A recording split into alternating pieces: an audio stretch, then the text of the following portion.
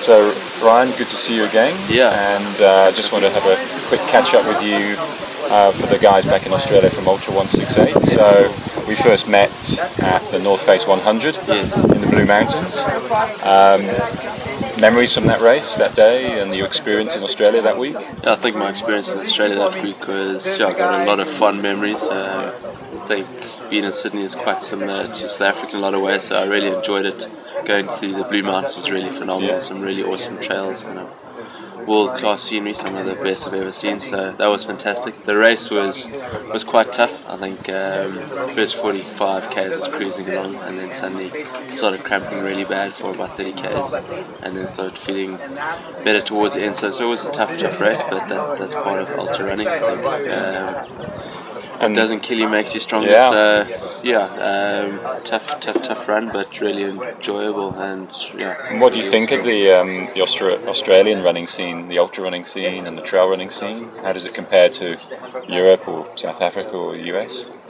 I think the trail running scene throughout the world is really growing really fast. I think locally in South Africa, internationally, and throughout the world in Australia, it's really growing. So that's really exciting to see. I think the next 10 years are going to be really exciting, and I think events like the North Face 100k in Australia is just going to go from strength to strength, and I think they're all going to become really iconic races in 5 to 10 years time. So I think it's really exciting for the sport. That's great. So what next? What's the next 6 months look like for you? Yeah, well, the next 2 months or next 6 weeks or so, I'll be heading to the States to prepare for the Leadville 100 miler, which is going to be my first 100 miler, so it's going to be quite exciting. I think quite a challenge being at high altitude. You chose a pretty iconic one there as your debut. Yes. Altitude plus it attracts a very competitive field.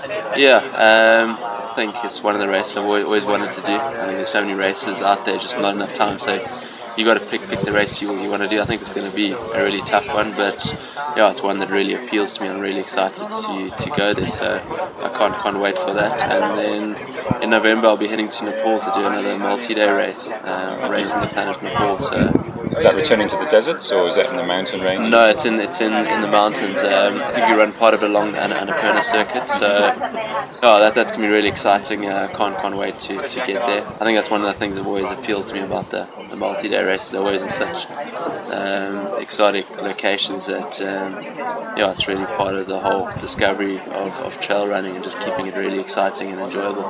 Great. And are we ever going to see you in the deserts again racing? Maybe not. I feel I've kind of done what I wanted to achieve there. I think I'd like to focus on a couple of the iconic 100 milers, but I still want to stick to doing a couple of the multi-day races. So maybe I'll be back in a few of the deserts. I think I'd like to keep on doing new races. There's just so many races out there that I feel it's a waste kind of doing the same race.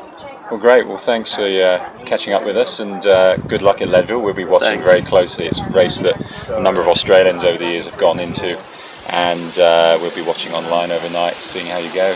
Thank you. Great Thanks to meet for you the again. support. Yeah, no worries. All the best.